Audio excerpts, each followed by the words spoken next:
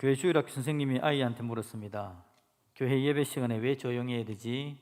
라고 물었답니다. 그랬더니 한 아이가 대답하기를 어른들이요 주무시니까요 라고. 아무도 안 주무시죠? 예. 자, 여러분 옆에 분에게 여러분 잘 오셨다고 박수 한번 합시다. 박수 한번. 아이고. 지난주에 우리 2부 찬양대가 찬양을 못했지 않습니까?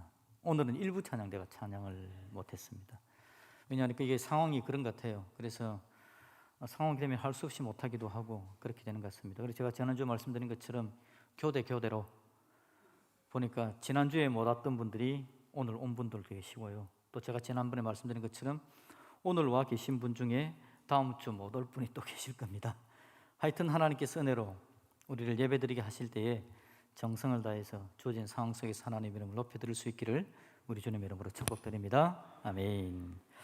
오늘 본문의 이야기는요, 야곱의 유언입니다. 야곱이 마지막에 이제 12형제들을 불러놓고 각 형제들에게, 자기 아들들에게 유언하듯이 이야기를 들려주는 그런 장면입니다. 그런데 그 중에서 오늘 본문 우리가 읽은 부분은 요셉을 향해서 야곱이 한 이야기입니다. 22절에 보니까 그렇게 이야기하죠. 요셉은 무성한 가지 곧 샘 곁에 무성한 가지라 그 가지가 담을 넘었도다 라고 그렇게 표현합니다. 이 이야기는요, 요셉의 인생을 한마디로 한 문장으로 잘 요약해 주고 있습니다. 요셉은 무성한 가지고 샘 곁에 무성한 가지라 그가 그 가지가 담을 넘었다. 여기서 여러분 주목할 것은 담을 넘었다라는 건데 결론은 뭐냐니까 담이 있었다는 걸 이야기하는 거죠. 요셉의 인생에 담이 참 많았습니다. 벽이 참 많았습니다. 강력한 담이 있었죠. 근데 그 담을 넘어가는 가지가 되었다. 은혜롭게 되었다. 이겨냈다. 지금 그 이야기를 해주고 있습니다. 우리 인생을 이야기하는 것이기도 하죠. 우리 인생에 담이 참 많습니다. 벽이 참 많습니다. 제가 늘 말씀드리기도 하지만 하나님께 기도하는 내용 중에 하나님 벽 없게 해주십시오. 담 없게 해주십시오. 인생에 문제가 없었으면 좋겠습니다. 그렇게 기도하는 건 어쩌면 허무한 기도입니다. 그게 이루어지는 건 어디 가면 이루어지겠습니까? 천국 가면 이루어집니다. 천국 가면 담도 없고 벽도 없고 문제 없고. 그런데 이 땅에 있을 동안은요, 수없이 많은 담과 벽이 있습니다. 코로나가 이렇게 오랫동안 우리에게 문제를 일으킬 줄 어떻게 알았겠습니까? 그래서 돌아보니 1910년대에도 이런 바이러스가 있었다라는 이야기를 들어봅니다. 몰랐거든요. 이런 일이 생기니까 그때도 있었구나, 그 전에도 있었구나, 그러면 다음에도 있을 수 있겠네. 담이 있고 벽이 있는 거. 갑자기 전쟁이 터져가지고는 우크라이나 사람들이 저렇게 힘들어할 줄, 수백 명이 수천 명이 목숨을 잃을 줄 어떻게 알았겠습니까? 인생에 여러분 담이 없을 수 없습니다. 왜냐하니까 내가 연약한 존재이고 우리가 함께 다 죄악된 존재이기 때문에 이 죄악된 존재가 살아가는 이 땅은 계속해서 담과 벽이 생겨서 인생이 피곤하고 힘듦으로 가득 찰 수밖에 없는 그런 세상을 우리가 살고 있죠. 그래서 중요한 건 뭐냐니까 우리가 기도할 때 담 없게 해주세요, 벽 없게 해주세요가 아니라 담을 넘어가게 해주세요, 벽을 넘어가게 해주세요. 그런 기도 드릴 수 있기를 주님의 이름으로 축복드립니다. 우리 하나님은 그 은혜를 주시는 분이시죠. 오늘 요셉이 담을 넘는 가지가 되었다, 넘어갔답니다, 이겨냈다는 이야기를 해주는 거죠. 23절을 한번 볼까요? 23절 같이 한번 읽어봅시다. 23절 시작. 활 쏘는 자가 그를 학대하며 적개심을 가지고 그를 쏘았으나 라고 이야기합니다. 요셉에게 어떤 자가 있었다는 겁니까? 활 쏘는 자가 있었답니다. 누구에게 쏘았다는 겁니까? 요셉을 위해서 누가 사냥해 줬다는 이야기 아니지 않습니까? 요셉을 괴롭히고 요셉을 향해서 활을 쏘았다는 겁니다. 요셉을 죽이려고, 요셉을 괴롭게 하려고 요셉을 향해서 활 쏘는 자가 그를 학대했다, 적개심을 가지고 달려들었다라고 표현하고 있습니다. 얼마나 힘들었겠습니까? 그게 바로 벽이죠. 그게 담이었습니다. 활 쏘는 자가 벽이고 담이었다라는 거죠. 당장 생각해 보니까 활 쏘는 자 누구였을까? 누구였겠습니까? 요셉에게 있는 10명의 형들, 그들이 얼마나 요셉을 향해서 활을 쏴댔는지 모릅니다. 결국 요셉을 어떻게 합니까? 구덩이에 던져버립니다. 혼자서는 도저히 올라올 수 없는 깊은 구덩이에 던져서 요셉을 죽게 만드는 상황이 발생이 됩니다. 도저히 저항할 수 없는 상황이었죠. 강력한 화살이었습니다. 강력한 벽이었습니다. 강력한 담이었죠. 다행히 물이 없어 살아나긴 했지만 혼자의 힘으로 빠져나올 수 없는 그 깊은 웅둥이에 빠져있는 상황을 한번 생각을 한번 해보십시오. 얼마나 절망이었겠습니까? 얼마나 좌절이었겠습니까? 내 힘으로 올라갈 수가 없는 겁니다. 누구의 도움이 없으면 나는 죽는 겁니다.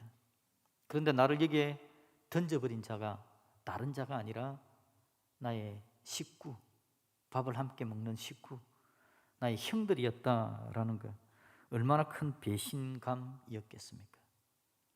요셉에게 활 쏘는 자가 그를 학대하며 적개심을 가지고 쏘았다. 정말 좋은 표현입니다. 요셉을 향해서 활을 쏘았던 자가 또 있죠. 보디발의 아내, 우리가 잘 알고 있습니다. 보디발의 아내. 보디발의 아내 그러니까 여러분 옆집 아줌마로 생각하면 안 됩니다. 보디발의 아내. 그 당시 가장 강대한 애굽의 시위대장, 왕 측근에 있는 자의 아내. 요셉은 그 나라의 노예였던 요셉이 보디발의 아내는 쳐다볼 수도 없는 엄청난 차이가 있는 강자. 요셉을 향해서 생사여탈권을 가지고 있기 때문에 말 한마디면 죽여버릴 수 있는 강력한 사람. 그 사람이 요셉의 생명을 담보해 주지 않습니다. 요셉을 죽일 듯이 활을 쏩니다. 학대하며 적개심을 드러냈던 거죠. 그가 처음에 원했던 것은 뭡니까? 하나님의 원리를 떠나는 겁니다. 하나님 섬기는 요셉에게 하나님과 상관없는 삶을 살자는 거죠. 간음하자라고 요청합니다. 그런데 거기에 대답하지 않으니까 오히려 복수함으로 요셉을 향해서 활을 쏘는 거죠. 요셉 또다시 벽을 만납니다. 그리고는 감옥에 던져짐을 당하는 거죠. 처음에는 웅덩이에 던져짐을 당했고 이제는 감옥에 던져짐을 당하는 겁니다. 그 감옥의 벽, 감옥의 담, 얼마나 강력한지.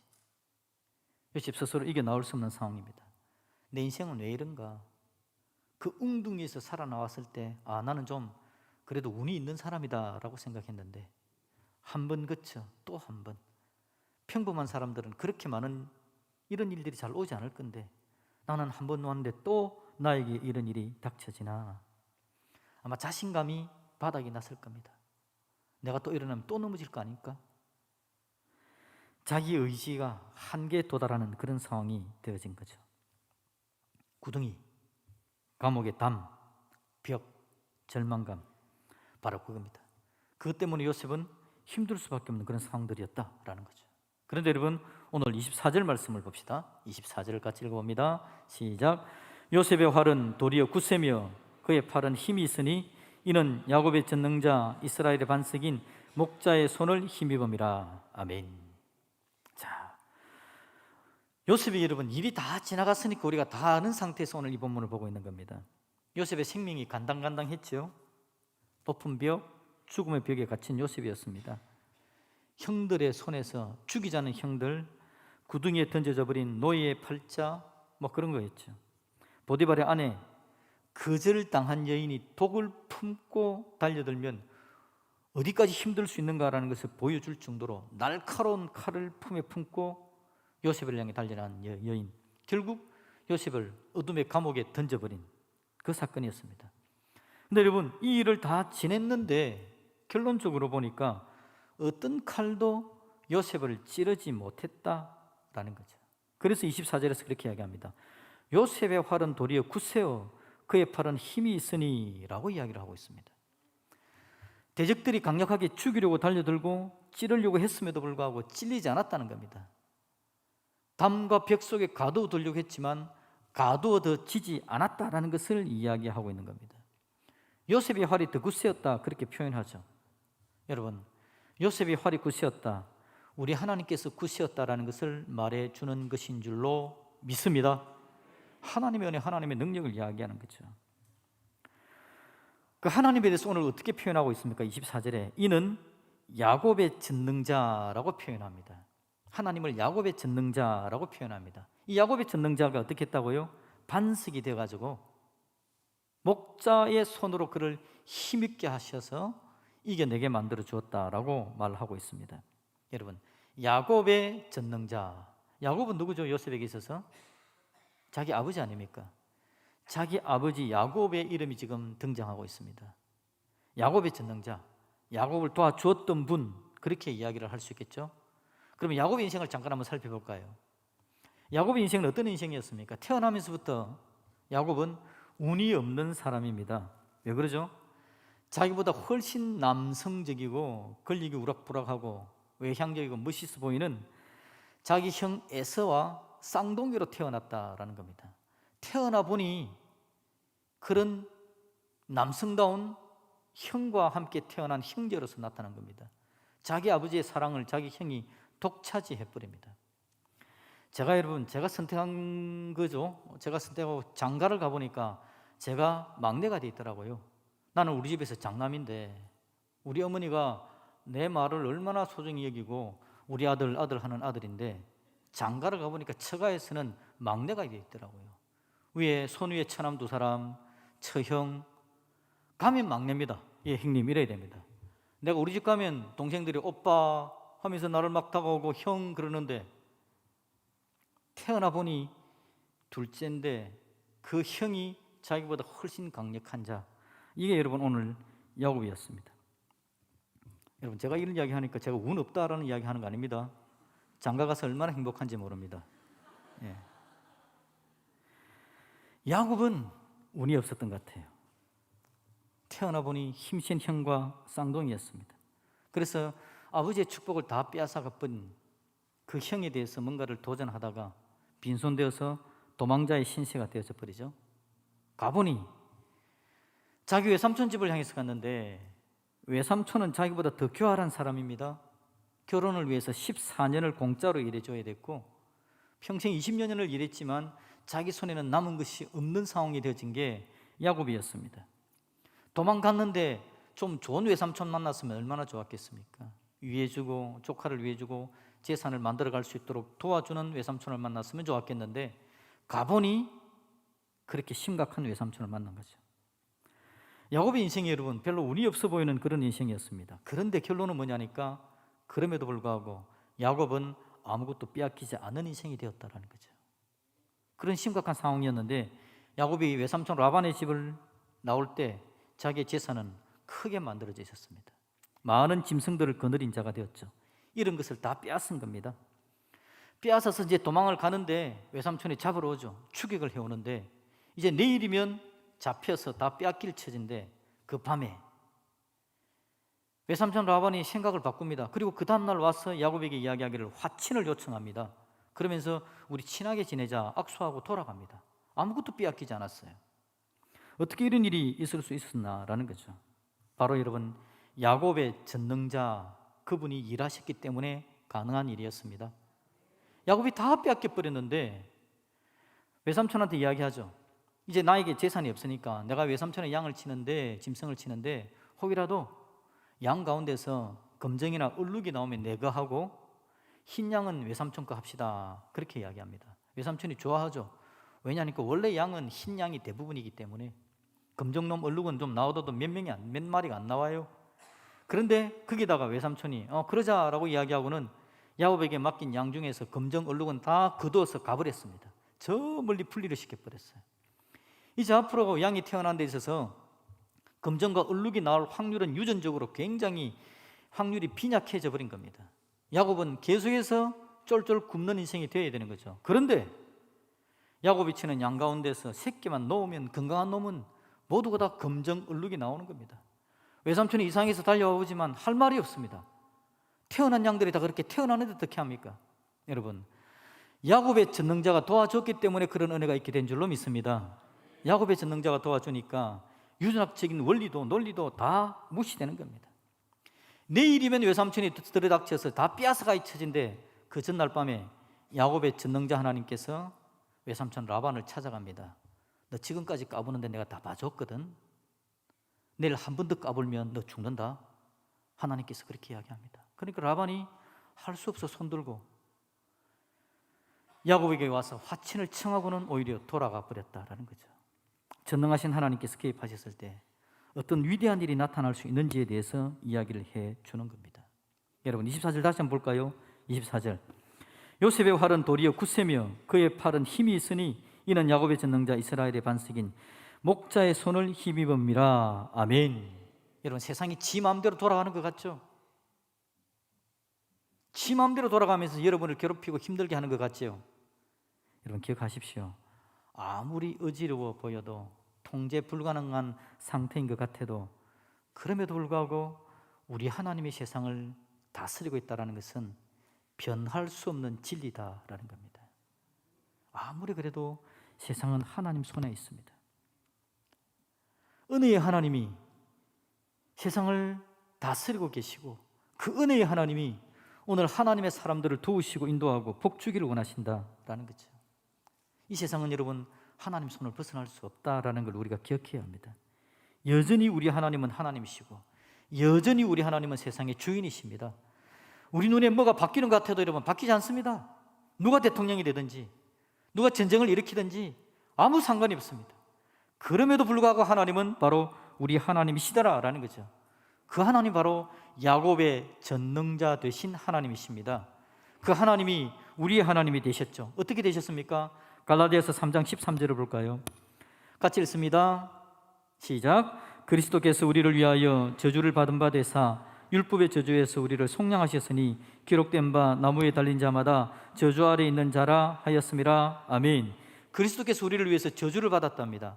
십자가에 달렸답니다. 나무에 달렸답니다. 그런데 왜 그랬을까요? 14절 이는 이라고 이야기합니다. 13절 그렇게 하신 이유, 왜 예수님께서 십자가에 달리시고 저주를 받았나? 이는 14절 같이 읽습니다. 시작. 이는 그리스도 예수 안에서 아브라함의 복이 이방인에게 미치게 하고. 아멘. 아브라함의 복이 이방인에게 미친다. 여기서 이방인은 누구죠? 저와 여러분들, 유대인이 아닌 저와 여러분들, 우리에게 아브라함의 복이 미치게 하려고 예수님께서 십자가에 저주를 받았답니다. 그래서 아브라함의 하나님이 유대인의 하나님만 된 게 아니라 오늘 저와 여러분 바로 우리의 하나님이 되신 줄로 믿습니다. 야곱의 전능자가 바로 우리의 전능자입니다. 위대하신 예수 그리스도의 보혈의 은혜 때문에, 우리가 예수 그리스도의 보혈의 은혜 안에 우리도 아브라함의 복 안으로, 야곱의 복 안으로, 야곱의 전능자가 나의 전능자가 되어주시는 큰 능력을 누린 자들이 다 되어졌다. 그 이야기를 우리에게 해주시는 거죠. 여러분, 이 놀라운 하나님의 사랑을 잊지 않으시기를 주님의 이름으로 축복드립니다. 24절 다시 볼까요? 하나님께서 요셉을 힘을 주셨답니다. 무기를 주셨답니다. 어떤 무기를 줍니까? 요셉의 활은 도리어 굳세며 그의 팔은 힘이 있으니 라고 이야기합니다. 하나님께서 요셉에게 활을 하나 무기로 주셨고요, 요셉이 팔에 알통이 이만한 슈퍼 울트라 팔이 되도록 만들어 주었다, 그렇게 이야기를 하고 있습니다. 하나님께서 요셉에게 무기를 주었다라는 거죠. 이 강력한 무기를 가지고 아무리 담이, 벽이, 웅덩이가 있더라도, 감옥이 있더라도 그것을 빠져나올 수 있도록, 이겨낼 수 있도록 하나님께서 은혜를 주셨다라는 거죠. 전능한 하나님께서 요셉과 함께 하셨는데, 요셉에게 주신 활, 요셉에게 힘을 강해 주신 그 팔은 어떤 것일까 한번 생각해 봅시다. 정말 여러분, 이 건축이 많아가지고 담을 타고 오른 그 이야기 하는 거 아니죠? 어떤 어려움이 있을 때에 하나님께서 어떤 은혜를 주셔서 그로 하여금 이기게 만들었을까라는 겁니다. 성경에 이야기하지 않습니다. 요셉에게 준 활은 이것이다, 요셉의 팔에 힘이 생긴 건 이것 때문에 그렇다라고 성경은 이야기하는 하지 않고 있어요. 그런데 여러분, 우리가 한번 추론해 볼 수 있겠죠? 하나님은 요셉을 어떻게 해주셨나? 저는 여러분, 이 요셉의 이야기를 쭉 보면서 하나님께서 요셉을 꿈꾸게 하신 것, 그게 바로 하나님께서 요셉에게 허락하신 활이었습니다. 요셉은 꿈꾸는 자였습니다. 꿈을 꾸었다라는 건요, 어떤 의미냐니까 전능하신 하나님에 대한 믿음, 하나님에 대한 신뢰가 떠나지 않는 강력한 사람이었다라는 걸 이야기하는 겁니다. 하나님을 꿈꾼다, 하나님을 꿈꾼다, 하나님에 대한 믿음이 넘쳐나지는 것에 대해서 이야기합니다. 하나님을 신뢰하는 겁니다. 어느 웅둥이에 빠져도 하나님이 온 세상을 다스리시고 계시다라는 걸 믿고 신뢰하는 걸 이야기하는 겁니다. 여러분, 세상의 꿈들이 너무 우리 안에 많이 들어와 있습니다. 세상의 계획들이 너무 우리 안에 많이 들어와 있습니다. 그래서 우리는 하나님을 믿기보다 세상의 꿈을 믿고 세상의 이야기를 듣고 우리의 방향이 그쪽으로 흘러가고 있는 이때에 요셉이 꿈꾸는 사람이었다, 그게 그에게 준 하나님께서 허락하신 활이었다, 그게 바로 그로 하여금 웅둥이에 빠져 있을지라도 아무리 강력한 담을 만날지라도 그를 이겨나가게 만드는 하나님의 능력이었다는 걸 한번 생각해 본다면 오늘 우리의 시대에 우리에게 이야기하는 다른 꿈들에 우리가 마음을 빼앗길 것이 아니라 그럼에도 불구하고 전능하신 하나님, 그 하나님에 대한 신뢰, 하나님에 대한 믿음, 그것이 우리 안에 강력하게 남아있기를 주님의 이름으로 축복합니다. 그렇다면 우리에게 주어지는 어떠한 웅덩이, 담이 있을지라도 우리는 그것을 헤쳐나오는 믿음의 역사를 경험하게 될 것이다 라는 거죠. 그와 함께 여러분, 하나님께서 요셉의 팔에 힘이 있게 만들어줬답니다.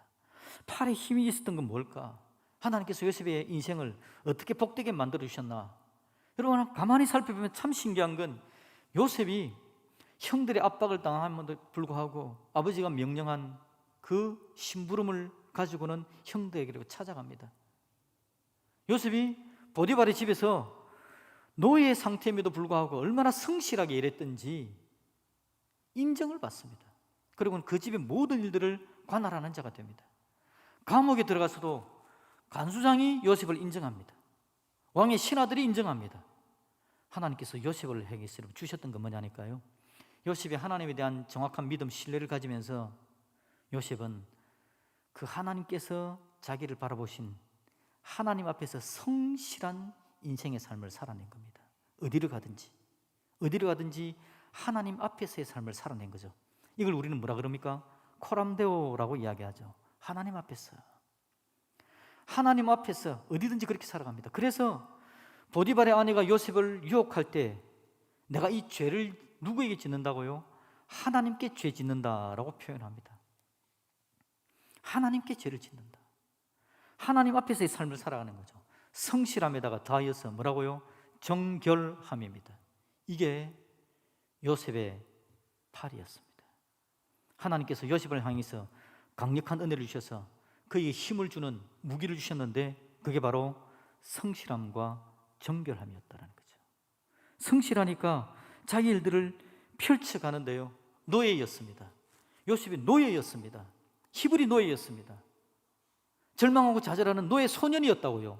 그런데 여러분, 그 노예 소년의 삶에서 풍겨 나오는 아우라가 있는데 노예임에도 불구하고 얼마나 품위가 있는지, 노예임에도 불구하고 얼마나 믿음직한지.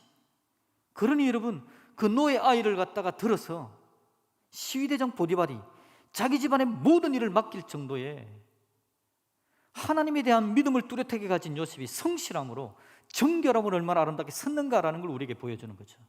여러분, 천지 만물을 창조하신 하나님이 바로 우리 하나님이신 줄로 믿습니다. 그런데 그 하나님은 우리에게 무기를 줍니다.